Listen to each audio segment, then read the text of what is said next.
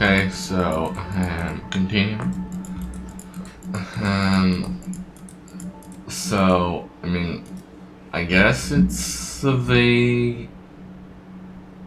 10th real Orphan Quest. So part one.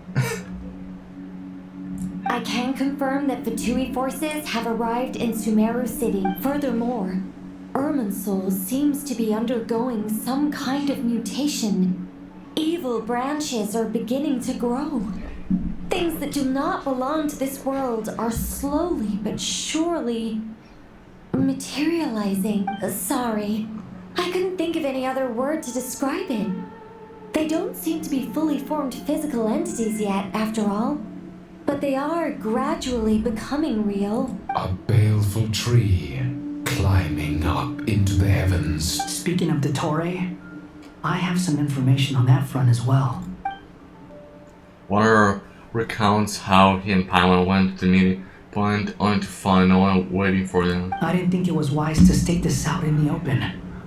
But my theory is, the mole wasn't cut off after he was caught. They wrote him off from the beginning. You mean the Fatui never intended to follow through with him? Then why plant a mole at all? It's hardly a conventional strategy, and the rationale behind it is pretty twisted. But as it happens, I know someone who works exactly this way. And when it comes down to it, his goals are very simple. He just wants to confuse people, so they can't figure out what he's up to. He's been a collaborator of Dottore's from the outset. That fact alone confirms that Dottore is involved with this somehow. Damn. Some people gasp upon hearing this name, while others fall silent. Clearly, there is more going on here than anyone realized. They proceed to summon all relevant parties for a lengthy and in-depth meeting. Ada gives a detailed explanation of the enemy and the potential scale of crisis. After further intel provided by Nicole and Nefer, a plan is formulated and everyone prepares to get to work. There is still much to be done. Everyone, please remember our core strategy. As per the discussions, the following groups must act immediately. Mr. Alhaitham and Mr. Kale, the next phase of the Aru renovation project must begin right away. Godspeed to you both. We'll give it everything we've got. The plan looks feasible, but the implementation will require certain resources. General Mahamatra Sino and his team will help to procure the materials required for modifying the terminal. No problem. I've already spoken with Sethos and Hat Guy, and they've agreed to assist me. This kind of thing is best left to the fleet-footed, right? Hat Guy? If it's efficiency you're after, we're the right people for the job. Following up on the elemental energy amplifier we discussed, Miss Dory, I assume you're the one most familiar with the status of this project. Aside from the Dendro Archon, of course. Yep, that's right. Leave it to Lord Sangama Bay. Bro. Got it. Well, I'd like Madame Farazan, Kale, and Nicole to support Dory on the technical side. You can count on us. Will do. Rest assured, I'll take good care of Kale. Dia, Candace, and Nefer, you'll be in charge of negotiating between the various parties. I trust you remember our goal. You bet. We can handle it. Three young ladies. Good. I believe that covers everything. Tainari will provide ad hoc support as needed, if that's okay. Poor Tainari. Must be tough being Nephis' student. Getting bossed around all day, Hey, don't try and drive a wedge between us, you old rascal. All it says to me is that Master Nephis has faith in everyone's abilities. While I'm nominally here as backup, I doubt there will be many situations where my help is needed. Exactly. Finally, Traveler, you and I will head to the border between Sumeru and Natland. Damn.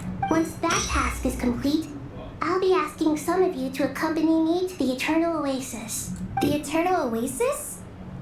I thought that was just a legend. So it does exist after all. Regarding your trip to Natland, under normal circumstances, a meeting between our two nations would be a far more formal affair.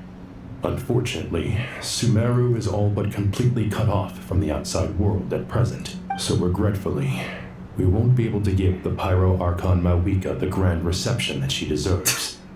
My apologies for the inconvenience. Not a problem, we'll do our utmost.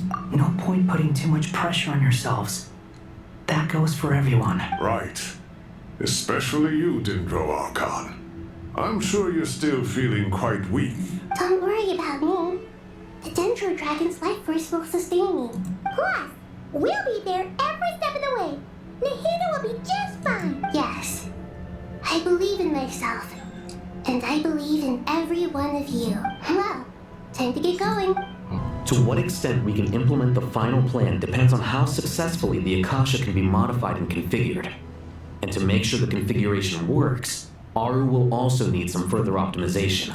Yeah, no surprises there. Once we roll this out, any Sumeru citizens who already have Akasha terminals can simply continue to use their existing devices. This still leaves us with a significant equipment shortage though. Many groups of people were never issued Akasha terminals, including mercenaries, the desert folk, and many others. We'll need a supply of rare materials for the renovation of Aru and the production of new terminals. Right now, the best place to source these locally is from the primal constructs within King Deshret's mausoleum. Time is not on our side here. It's gonna be a race against the clock. The Aru merge and renovation project will have to be carried out by you two. Everything's riding on this, so failure is not an option. Best of luck to you both. As discussed, General Mahamatra Sino and Mr. Hatguy will source the required materials. Mr. Sethos is quite familiar with the layout of King Deshret's mausoleum. With him accompanying them, things should go quite smoothly. I have every confidence. In the meantime, we may as well take a breather. Makes sense. There's not much we can do until the materials arrive. Get in formation and stay close. What is this, boot camp? Knock it off. It's just Sino being Sino. You know what he's like. Everyone clear on our mission objective. Locate the excess primal constructs, dismantle them, and extract the required materials. And King Deshret's 7 pillars agreed to this? If they're just sitting there doing nothing, we might as well put them to use. Thoth's words, not mine.